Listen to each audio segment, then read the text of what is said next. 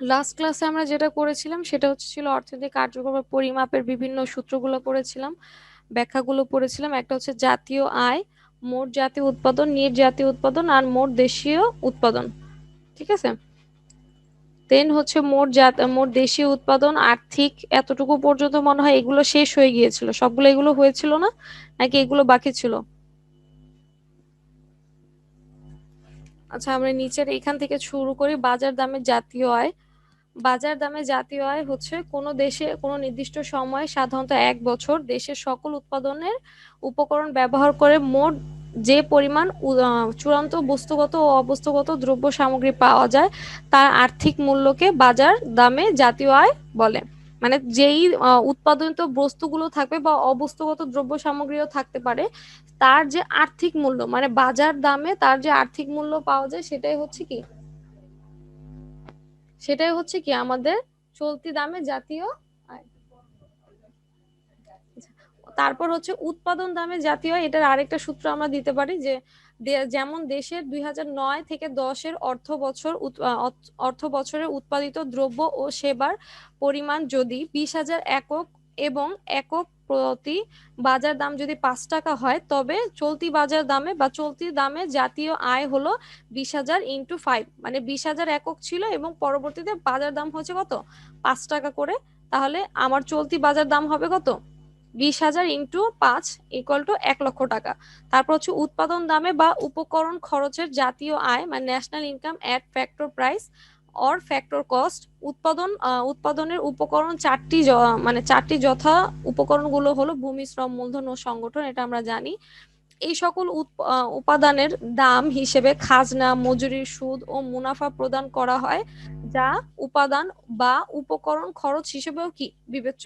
সুতরাং কোন নির্দিষ্ট সময়, সাধারণত 1 বছর, দেশের সকল উপকরণের বা উৎপাদনের উপকরণ সময় খাজনা, তারপর হচ্ছে মজুরি, সুদ ও আমাদের মুনাফার হার আকার যে দামে তথা আয় অর্জন করা হয় তার সমষ্টিকে জাতীয় আয় মানে উৎপাদন দামে জাতীয় আয় বলে। এটা কিন্তু সবাই একটু খেয়াল করো, জাতীয় আয়ের সূত্র কিন্তু নর্মালি হচ্ছে দুইটা, একটা যেটা আমরা পরবর্তীতে পাবো, আর এটা হচ্ছে আরেকটা জাতীয় এনআই এর সূত্র, যদিও এখানে ওয়াই দিয়ে লেখা আছে। একটা হচ্ছে আমাদের ওয়াই ইকুয়াল টু মানে NI equal to R plus W plus R equal to হচ্ছে আমাদের মুনাফার আর, এখানে যে বোঝানো হয়েছে সামেশন আকারে।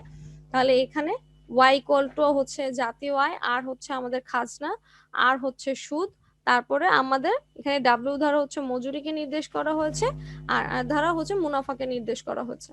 ঠিক আছে। আচ্ছা, তারপরে চলে আসি ব্যক্তিগত আয়। নির্দিষ্ট বছরে সকল ব্যক্তি বা পরিবারগুলো প্রকৃত যে অর্থ আয় হিসেবে পায় তাকে ব্যক্তিগত আয় বলে। সহজ ভাষা হচ্ছে একটি পরিবার বা একজন ব্যক্তি যেই পরিমাণ অর্থ ইনকাম করে বা আয় হিসেবে গ্রহণ করে সেটাই কিন্তু তার ব্যক্তিগত আয়। তবে জাতীয় আয় ও ব্যক্তিগত আয়ের মধ্যে পার্থক্য রয়েছে, এটা সহজেই আমরা বুঝতে পারি। জাতীয় আয়ের আওতা অনেক বড়, আর ব্যক্তিগত আয়ের আওতা খুবই কি ছোট, এবং আয়ের পরিমাপও কি কম। যৌথ মূলধনী কারবারগুলো। আচ্ছা, 1 মিনিট, সবাই একটু ওয়েট করেন, 1 মিনিট একটু।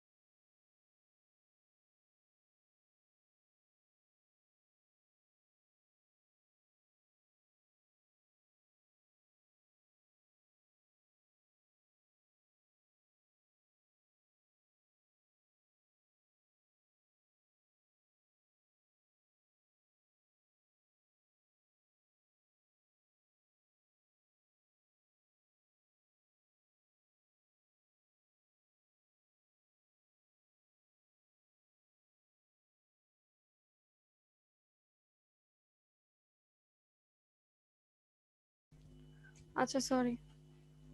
আচ্ছা দেখেন, কি কি লিখছেন। আপু চ্যাপ্টার 8 কি শেষ? এটা কি নিউ চ্যাপ্টার? আচ্ছা, চ্যাপ্টার 8 এর হচ্ছে আমাদের যতটুকু ইম্পর্টেন্ট ছিল ততটুকু করানো হয়ে গেছিল। আর সেকেন্ড চ্যাপ্টার অনেকেরই আর কি রিকোয়েস্ট ছিল যে আপু সেকেন্ড চ্যাপ্টারটা আমরা অনেকে পাই না, আর সেকেন্ড চ্যাপ্টারটাই আমাদের বোঝানোর জন্য ম্যাথের কিছু কোশ্চেন এটিক্যাল ছিল, তো সেগুলো বোঝানোর জন্য সেকেন্ড চ্যাপ্টারটা ধরা হয়েছে।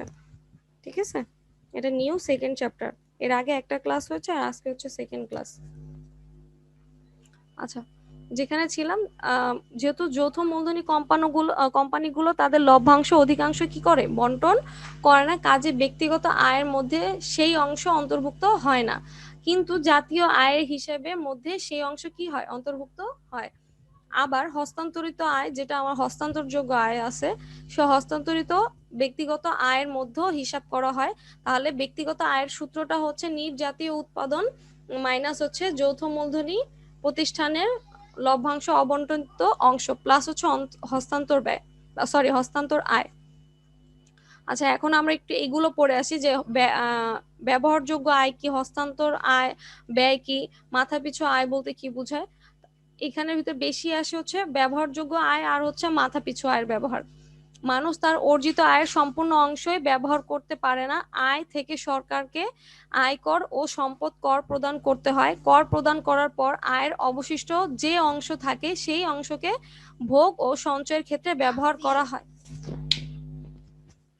ব্যবহার করা সম্ভব, মানে সম্ভাব্য পর যে ব্যবহার করা হয়। কাজেই ব্যবহারযোগ্য আয় হচ্ছে কি, কর প্রদান করার পর আয়ের যে অবশিষ্ট অংশ থাকে সেই অংশকে ভোগ ও সঞ্চয়ের ক্ষেত্রে ব্যবহার করার পর যে অংশটা থাকে সেটা ব্যবহারযোগ্য আয়। তা ব্যবহারযোগ্য আয় ইকুয়াল টু ব্যক্তিগত আয় মাইনাস হচ্ছে ব্যক্তিগত কর সমূহ, অথবা ব্যবহারযোগ্য আয় ইকুয়াল টু ভোগ প্লাস সঞ্চয়। এটা সহজ ভাষায় বুঝাই, আমরা যা ইনকাম করি তা কিন্তু পুরোপুরি আমরা ভোগ করতে পারবো না। কেন পারবো না? কারণ আমাদের নির্দিষ্ট একটা অংশ সরকারকে কি দিতে হয়, কর দিতে হয়। এই করটা দেওয়ার পরে আমাদের যেই অংশটুকু থাকে সেটা আমরা ব্যবহার করতে পারবো। মানে ভোগ এবং সঞ্চয়ের জন্য বাদ করটাকে কি করতে হবে, মাইনাস করতে হবে। করটা বাদ দেওয়ার পর যতটুকু থাকবে সেটা দিয়ে আমরা ভোগ করি অথবা সঞ্চয় করি, সেটা আমাদের ব্যবহারযোগ্য আয় হবে। আচ্ছা, পরবর্তীতে চলে আসি হস্তান্তর পাওনা বা হস্তান্তর ব্যয় কি। জাতীয় আয়ের ক্ষেত্রে হস্তান্তর পাওনা একটি গুরুত্বপূর্ণ ধারণা। হস্তান্তর পাওনা শব্দটি থেকে বোঝা যায় এক হাত থেকে অপর হাতে অর্থ বা আয়ের হস্তান্তর, মানে একটা হাত থেকে হস্তান্তরিত ব্যয়, মানে তুমি ব্যয় করছো, সেও কিন্তু টাকাটা, যখন তুমি একজন থেকে একটা বই কিনছো তখন সেও কিন্তু বইটা আরেকজন থেকে কিনে আনতেছে, সে কিন্তু নিজে বইটাকে তৈরি উৎপাদন করেনি। তাহলে বোঝা গেল যে ব্যয়টা হচ্ছে সেটা কিন্তু হস্তান্তরিত হচ্ছে, প্লাস আয়টাও, সে যে ইনকাম করছে তার আয়টা আবার পাইকারি ব্যবসায়ী কি করছে, আবার তার আয়টাকে হস্তান্তরিত করছে। চলতি উৎপাদন কার্যক্রমে কোনো প্রভাব বিস্তার না করে অর্থনীতির একটি ক্ষেত্র থেকে অপর ক্ষেত্র অথবা অর্থ বা আয়ের হস্তান্তরকে বলে হস্তান্তর পাওনা। তারপর চলে আসি, এটা মোটামুটি কারো প্রবলেম আছে হস্তান্তর পাওনার মধ্যে? এটা একটু মানে সহজ বিষয়, বাট এটা হচ্ছে থিওরিটিক্যাল একটু বেশি, কিন্তু এটা 4 মার্কস জন্য কোশ্চেন আসে যে হস্তান্তর ব্যয় বা আরেকবার একটু। আচ্ছা ঠিক আছে, আমরা যে আয়টা করি, ঠিক আছে, প্রথমে যেটা আমরা শিখলাম এটা একটু দেখেন যে ব্যবহারযোগ্য আয়, ব্যবহারযোগ্য আয়টাকে ক্লিয়ার, ঠিক আছে, যে আমরা যে আয়টা করি মানে ব্যবহার করে কার্যকারিতা করার মাধ্যমে আমার যে ব্যক্তিগত আয়টা হয় তার থেকে যখন আমি কর মাথার চুল থেকে শুরু করে পায়ের চারি পর্যন্ত আমরা যা যা ব্যবহার করি সবকিছুর জন্য আমাদের কি দিতে হয়, কর দিতে হয়। কর দেওয়া ছাড়া কি আপনি কখনো কোনো জিনিস ব্যবহার করতে সক্ষম হবেন? আমরা কিছু জিনিস হচ্ছে দেখে দেই, কিছু জিনিস না দেখে ব্যবহার করে কর দিয়ে থাকি। তো দেখা যাচ্ছে যে এই কর দেওয়ার পরে যে আয়টা বাকি থাকবে সেটা আপনার ব্যবহারযোগ্য আয়। এখন হস্তান্তর পাওনাটা বা হস্তান্তর ব্যয়টা হচ্ছে আপনি যে আয়টা আপনার রয়ে গেল বা ব্যবহারযোগ্য যে আয়টা থাকলো, সে ব্যবহারযোগ্য আয়টা যখন আয় দিয়ে যখন আপনি ব্যয় করলেন, মানে তোমার ইনকাম থেকে কিন্তু আমরা কি করে থাকি, ব্যয় করে থাকি। যখন আমি খুচরা ব্যবসায়ীর কাছ থেকে একটা বই কিনলাম, সে কিন্তু বইটাকে উৎপাদন করে নাই, আমার কাছ থেকে আমি ব্যয় করে বইটা কি তার কাছ থেকে কিনেছি। এখন সেও কিন্তু পাইকারি ব্যবসায়ীর কাছ থেকে টাকা খরচ করে বইটা কিনে এনেছে খুচরা ব্যবসায়ী হিসেবে, মানে সরাসরি ভোক্তাদের নিকট বিক্রয় করার জন্য। তখন দেখা যাচ্ছে যে এই যে আয়টা হস্তান্তরিত হচ্ছে, আমার ইনকামটা দিয়ে আমি ব্যয় করছি, আবার সেও তার ইনকামটা দিয়ে আবার কি করছে, ব্যয় করে হস্তান্তরিত করতেছে, তাহলে টাকাটা কি এক জায়গায় স্থির থাকতেছে নাকি পুরোপুরি ঘুরতেছে? চলতি উৎপাদনের মতো একটা জায়গা থেকে আরেকটা জায়গায় স্থানান্তরিত হচ্ছে না। কথাটা কি বুঝাতে পেরেছি? জি আপু। তাহলে এই জন্য এটাকে হস্তান্তর পাওনা বা হস্তান্তরিত ব্যয় বলা হয়। যেখানে কোনো কিছু কিন্তু তোমার থেমে থাকবে না। যখন উৎপাদন পাইকারি ব্যবসায়ী উৎপাদনকারীর কাছ থেকে টাকাটা মানে কোনো প্রোডাক্ট কিনে আনবে, তখন উৎপাদনকারীও কিন্তু উৎপাদন করার জন্য কাঁচামাল এই ব্যবসায়ীকে সেই টাকাটা আবার হস্তান্তরিত করবে। মানে কাঁচামাল ক্রয় করার জন্য টাকা পেমেন্ট করবে, ব্যয় করবে। তাহলে টাকা স্থান মানে যেই অর্থগুলো স্থির থাকে না, যেমন সঞ্চয়, সঞ্চয় কি স্থির থাকে না? জমা করে রেখেছো, সঞ্চয়টা স্থির রয়েছে। কিন্তু যে ব্যয়গুলো করছো এই ব্যয়গুলো কি স্থির থাকে? এই ব্যয়গুলো একটা পর্যায়ের সাথে সাথে কি হতে থাকে? পরিবর্তন হতে থাকে। নিচের একটু ব্যাখ্যাগুলো আমরা একটু পড়ি, তাহলে আরো ক্লিয়ার হবে।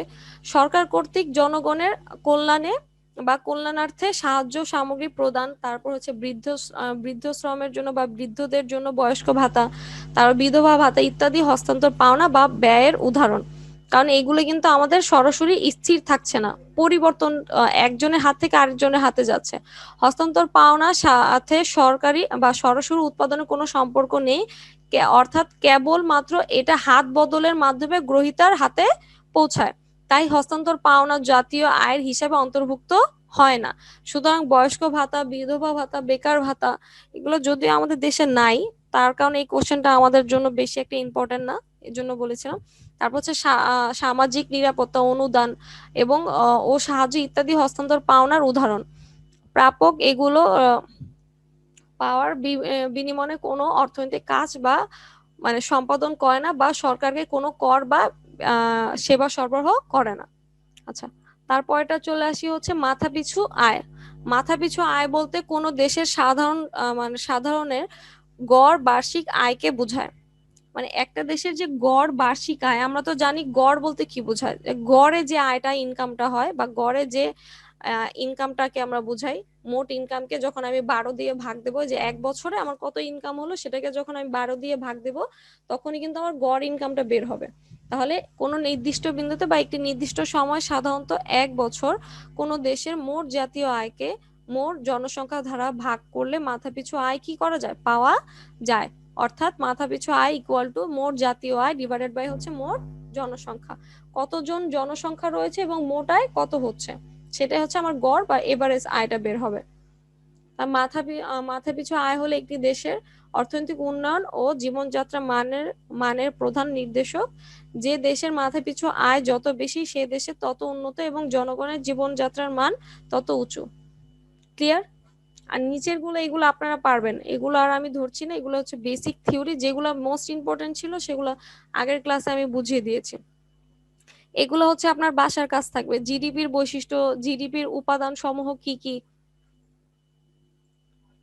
এগুলো আপনারা বাসায় করবেন। দেন মোস্ট ইম্পর্টেন্ট একটা টপিক হচ্ছে মোট জাতীয় উৎপাদন জিএনপি এবং মোট দেশজ উৎপাদন জিডিপির মধ্যে পার্থক্য লিখো। মোট জাতীয় উৎপাদন সংজ্ঞাগত পার্থক্য কি? সংজ্ঞা, দুইটা সংজ্ঞা আমরা একটু পড়ি, যে আগেও আমরা পড়েছিলাম। একটি দেশের জনগণ একটি নির্দিষ্ট সময়, সাধারণত এক বছর দেশের ভেতর প্রাপ্ত সম্পদকে কাজে লাগিয়ে যে পরিমাণ বস্তুগত অবস্তুগত দ্রব্য সামগ্রী উৎপাদিত হয় তার বাজার মূল্যকে বা আর্থিক মূল্যকে বলা হয় হচ্ছে মোট উৎপাদন। সহজ ভাষা হচ্ছে একটি দেশে অভ্যন্তরীণে উৎপাদিত দ্রব্য সামগ্রীকেই বলা হয় হচ্ছে কি আমাদের মোট জাতীয় উৎপাদন। আর অপরদিকে দেশের সব নাগরিক দেশে ও বিদেশ প্রাপ্ত সম্পদকে কাজে লাগিয়ে যে পরিমাণ বস্তুগত ও অবস্তুগত দ্রব্য সামগ্রী উৎপাদিত হয় তার বাজার মূল্যকে অথবা অভ্যন্তরীণ যে মূল্যটা থাকে তাকে বলা হয়। আচ্ছা, এখানে ভুল আসছে, ওনারা যখন লিখছে এটা হচ্ছে এদিক থেকে একটু আসছে। আচ্ছা দেখো, তার মোট অভ্যন্তরীণ জাতীয় উৎপাদন বলে, মানে আমরা এখানে বলতে পারি মোট জাতীয় উৎপাদন, এখানে অভ্যন্তরীণ লেখা যাবে না, কারণ অভ্যন্তরীণ হচ্ছে জিডিপিটা।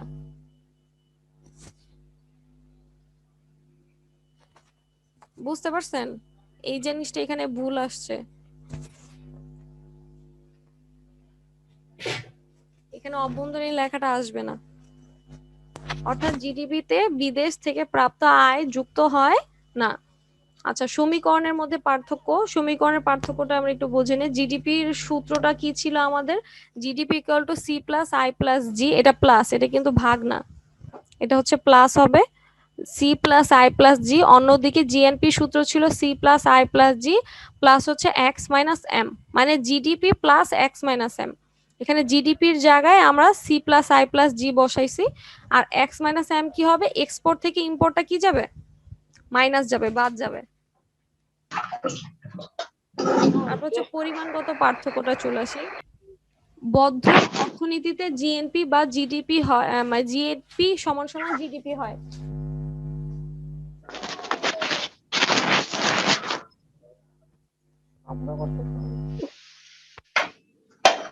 আচ্ছা, বদ্ধ অর্থনীতিতে জিএনপি ইকুয়াল টু জিডিপি হয়, আবার মুক্ত অর্থনীতিতে এক্স মাইনাস এম সমান সমান 0 হয়। তবে জিএনপি সমান সমান জিডিপি হবে, কিন্তু এক্স মাইনাস এম হলে নিট রপ্তানি আয় ঋণাত্মক এবং জিএনপি হবে কি? কম হবে জিডিপির তুলনায়। কারণ আপনার আমদানি বেশি হয়ে গেছে কিন্তু রপ্তানির পরিমাণ কি হচ্ছে? কম হচ্ছে। আবার যদি এক্সপোর্ট বেশি হয় ইম্পোর্ট কম হয়, তখন আবার জিএনপি বড় হবে জিডিপির থেকে। আচ্ছা, পরিমাপ কিভাবে করব? জিএনপি পরিমাপ করা একটু বেশি জটিল, কঠিন ও সময় সাপেক্ষ, যেহেতু এটা বড়, আওতা বেশি। আর জিডিপি হিসাব বা পরিমাপ তুলনামূলক সহজ হয়, যেহেতু এটার আওতা কম, শুধু দেশের অভ্যন্তরীণকে বোঝায়। তারপর অর্থনৈতিক অবস্থা, জিডিপি ধারা, জিডিপি ধারা একটি দেশের প্রকৃত অর্থনৈতিক অবস্থাকে বোঝায় না, কিন্তু জিএনপি ধারা একটি দেশের প্রকৃত অর্থনৈতিক অবস্থাকে বোঝায়। জিডিপি হচ্ছে প্রকৃত অর্থনীতি না, কারণ হচ্ছে একটা দেশের অভ্যন্তরীণ কার্যক্রমগুলোকে বিদেশে রপ্তানি করা এবং বিদেশ থেকে আমদানি করার মাধ্যমে কিন্তু প্রকৃত অর্থনৈতিক মানটা কি করা যায়? পাওয়া যায়। যার কারণে আমরা জিডিপি থেকে কখনোই প্রকৃত অর্থনীতির মান পাবো না। অপরদিকে জিএনপি কিন্তু যেহেতু আমার সবকিছু অভ্যন্তরীণ এবং বাহ্যিক সবকিছু এখানে যুক্ত থাকে, প্লাস মাইনাস করা থাকে, যার কারণে এখান থেকে আমি প্রকৃত অর্থনৈতিক অবস্থাটা বুঝতে পারবো। আচ্ছা, ধারণাটা চলে আসি। জিএনপি জাতীয় আয় সংক্রান্ত একটি বিস্তৃত ধারণা, আওতাটা বেশি, এবং জিডিপি হচ্ছে জাতীয় আয় সংক্রান্ত জিএনপি এর তুলনায় একটি সংকীর্ণ ধারণা। জিএনপির তুলনায় এটা সংকীর্ণ, কিন্তু তবু এটার আওতা বড় থাকে। পরিশেষে হচ্ছে জিএনপি তে জিডিপি অন্তর্ভুক্ত থাকে, কিন্তু জিডিপির তুলনায় জিএনপি প্রসারিত ধারণা, অর্থাৎ জিডিপি হলো জিএনপি এর অংশ বিশেষ, মানে একটি অংশ। এটাতে কি কারো কোনো প্রবলেম রয়েছে পার্থক্যটায়?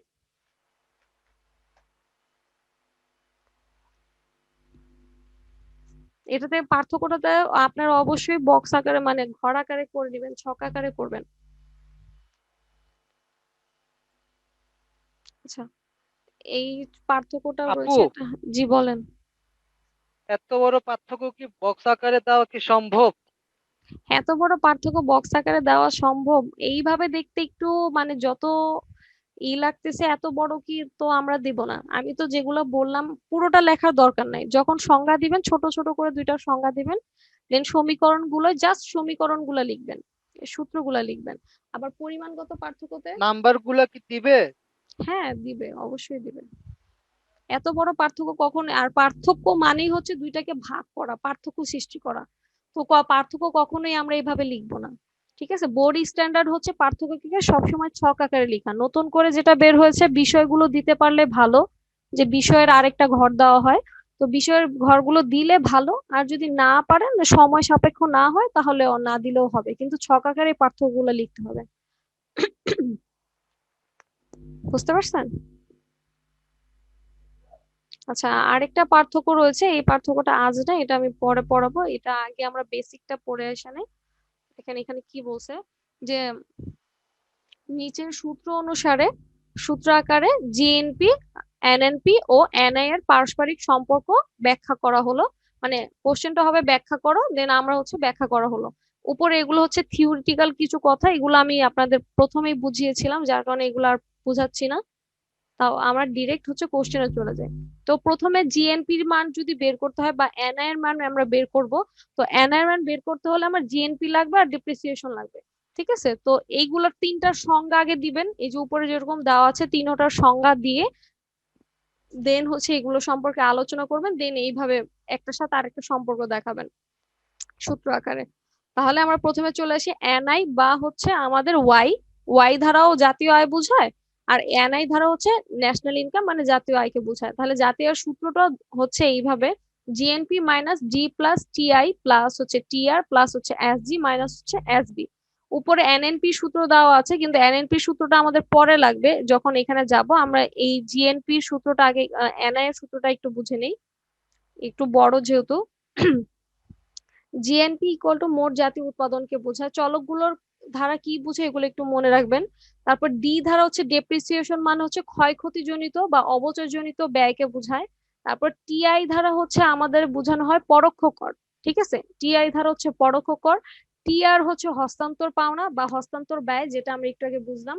এসজি হচ্ছে সরকারের যে উদ্ধৃত মুনাফা। সরকার উদ্ধৃত মুনাফা কি? সরকার যে মুনাফাটা ভোগ করে, যেমন তিতাস, তারপর হচ্ছে ওয়াসা, এইসব হচ্ছে সরকারি প্রতিষ্ঠান। তো এইসব প্রতিষ্ঠান থেকে সরকার যখন মুনাফা ভোগ করে তখন সেটা হচ্ছে সরকারের উদ্ধৃত মুনাফা, যা এসজি দ্বারা প্রকাশ করা হয়। আর এখান থেকে বাদ যাবে সরকারের প্রদত্ত ভর্তুকি, যা হচ্ছে এসবি দ্বারা প্রকাশ করা হয়। তাহলে সরকারের প্রদত্ত ভর্তুকিটা কি, এটা একটু আমি বলি। একটা দেশে যখন কোনো ধরনের ক্ষয়ক্ষতির শিকার হয়, যেমন একটা ব্রিজ ভেঙে গেল, এটা কি তুমি আমি বা কোনো জনগণ ওই যে ব্রিজটা রিপেয়ার করবে, নাকি এটা দায়িত্ব হচ্ছে সরকার রিপেয়ার করা? কিন্তু ব্রিজটা যে ভেঙে গেল এটা তো সরকার দায়বদ্ধ ছিল না, কিন্তু এটা একটা কি কাজের সমস্যার কারণে বা একটা কাজ, একটা ব্রিজ নষ্ট হওয়ার কারণে সরকার সেই ব্রিজটাকে আবার নতুন করে তৈরি করলো। তো সরকার কি এই জিনিসটা কাজের জন্য কি ভর্তুকি প্রদান করলো না? তো এসবি সবসময় মাইনাস হবে। ওকে। আচ্ছা, নিচে গাণিতিক উদাহরণের সাহায্যে বিষয়টি আরো সুষ্ঠুভাবে ব্যাখ্যা করি আমরা। ধরা যাক জিএনপি সমান সমান হচ্ছে আমাদের 500 কোটি টাকা এবং ডি সমান সমান হচ্ছে 50 কোটি টাকা। তাহলে এনএনপি সমান সমান হচ্ছে জিএনপি মাইনাস হচ্ছে ডি। তাহলে জিএনপি হচ্ছে 500 কোটি, এই যে দেখেন এখানে জিএনপি মাইনাস ডি ছিল। তাহলে জিএনপি হচ্ছে আমাদের 500 কোটি মাইনাস হচ্ছে 50 কোটি, তাহলে আমরা 450 কোটি পেলাম হচ্ছে এনএনপির মান। না আপু, প্রবলেম নাই। আচ্ছা ঠিক আছে, প্রবলেম না থাকলে ভালো। আচ্ছা, দেন হচ্ছে আরো ধরা যাক টিআই প্লাস হচ্ছে টিআর হচ্ছে আর প্লাস হচ্ছে এসজি হচ্ছে 60 কোটি টাকা এবং এসবি হচ্ছে 10 কোটি টাকা। এখানে এই তিনটার মান আর এটার মান ডিরেক্ট দেওয়া আছে, ঠিক আছে। আমরা ভেঙে ভেঙে দেন নাই, ওনার একসাথে যোগ করে মানটা বসানো হয়েছে। তো এনওয়াই এর মান বা এনআই এর মান কি আসবে? জিএনপি মাইনাস হচ্ছে ডি প্লাস টিআই প্লাস হচ্ছে টিআর ও এসজি মাইনাস হচ্ছে এসবি। তাহলে এখানে আমরা ডি এর মান কত পেয়েছিলাম? 50। আর এই তিনটার মান হচ্ছে 60 আর এসবি এর মান হচ্ছে 10। তাহলে 60 প্লাস হচ্ছে 50 প্লাস 60 হচ্ছে 110 মাইনাস হচ্ছে 10। তাহলে কত থাকলো? 100। আর ডি এর মান ছিল আমাদের, সরি, জিএনপির মান ছিল আমাদের 500। তাহলে 500 থেকে 100 মাইনাস করলে 400 কোটি টাকা। তাহলে সুতরাং সংক্ষেপে বলা যায় মোট জাতীয় উৎপাদন মানে জিএনপি থেকে অবচয়জনিত খরচ বাদ দিলে এনএনপি পাওয়া যায়। আবার এনএনপি থেকে পরোক্ষ কর বা হস্তান্তর পাওনা, সরকার উদ্বৃত্ত মুনাফা বাদ দিলে ও ভর্তুকি আচ্ছা এখানে ভুল লিখছে। এই পুরোটা হচ্ছে এটাকে যোগ যদিও আলাদা করে বুঝাইছে, এটা কিন্তু যোগ আকারে আছে। তাহলে সরকার প্রদত্ত ভর্তুকি যোগ করলে জাতীয় আয় মানে এনআই পাওয়া যায়। যদিও এখানে মাইনাস দেখাচ্ছে, বাট এখানে কিন্তু যোগ বলার কারণ হচ্ছে দেখো এই ফিগার, মাইনাস যদি দিয়ে আমি ভিতরে গুলোকে গুণ করি, প্লাসে মাইনাসে মাইনাস, প্লাসে মাইনাসে মাইনাস, প্লাসে মাইনাসে মাইনাস, আর মাইনাসে মাইনাসে প্লাস, শুধুমাত্র এটাই কিন্তু জিএনপির সাথে যোগ হচ্ছে। বাকি যে চারটা আছে এই চারটাই হচ্ছে কি যাবে? মাইনাস হবে।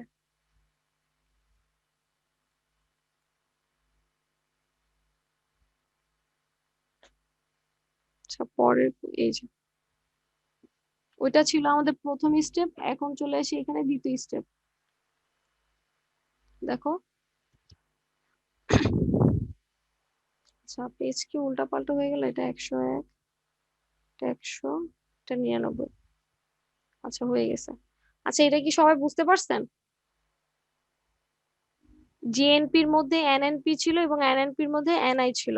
তিনটা জিনিস আমরা নির্ণয় করেছি, যে জিএনপি ছাড়া আমার এনএনপি নির্ণয় করা যাবে না, আর এনএনপি আবার লাগবে কি এনআই এর মধ্যে, যখন আমি মাইনাস করব নিটটাকে।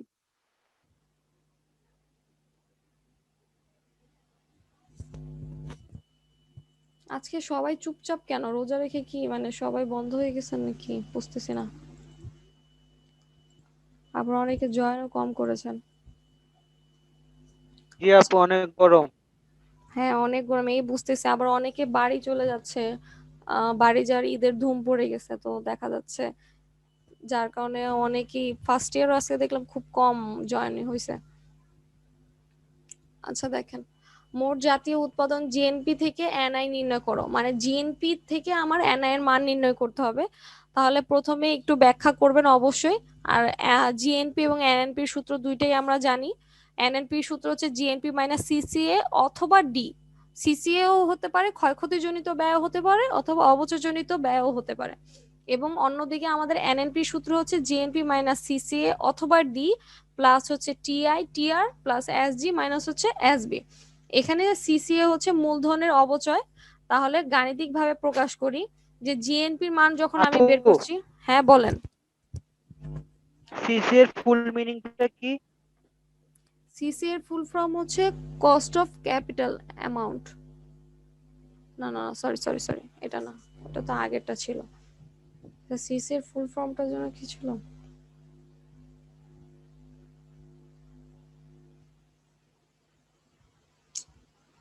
আচ্ছা, আমার খেয়াল আসতেছে না, কিন্তু এটা ক্ষয়ক্ষতিজনিত ব্যয়। ঠিক আছে, যে ক্ষয়ক্ষতিজনিত ব্যয় হয়ে থাকে, ক্ষয়ক্ষতিজনিত ব্যয়, এটা কি যেন ছিল, সেটা আমার খেয়াল আসতেছে না।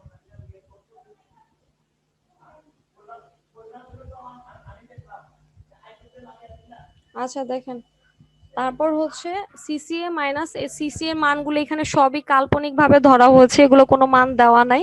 কিন্তু বইয়ের পেছনে যখন আমরা করব তখন হয়তো যে উদাহরণগুলো দেওয়া থাকবে সেগুলো হয়তো কাল্পনিক মান দেওয়া থাকতে পারে, মান দেওয়া থাকবে কোশ্চেনে। তাহলে জিএনপি মাইনাস হচ্ছে CCA plus TI plus TR plus হচ্ছে এসজি মাইনাস হচ্ছে এসবি হবে, এটা এফ এর মতো দেখা যাচ্ছে যদিও, এসবি।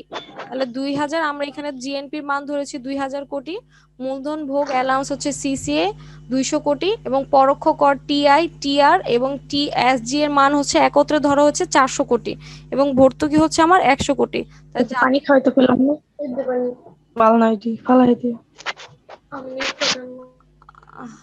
মিউট করেন সবাই। আচ্ছা, তাহলে আমি মানগুলো যদি বসিয়ে দিই তাহলে আমাদের আলটিমেটলি থাকছে হচ্ছে 1500 কোটি। আগে যোগের কাজ করবেন, দেন হচ্ছে মাইনাস করবেন 100, 600 থেকে 100 মাইনাস করলে হচ্ছে 500 থাকে, 2000 থেকে 500 মাইনাস করলে 1500। বুঝতে পেরেছেন সবাই? আজকে এটা এই পর্যন্তই থাকবে। নেক্সট ক্লাসে হচ্ছে করাবো জিএনপি থেকে ব্যক্তিগত ব্যয়যোগ্য আয় নির্ণয় করা কিভাবে হয়। ওকে, আজকে যেহেতু এভাবেও জয়েনিং কম। ওকে আপু। আচ্ছা ঠিক আচ্ছা আছে। আপু, আল্লাহ হাফেজ। আচ্ছা, আল্লাহ হাফেজ, সবাই ভালো থাকবেন।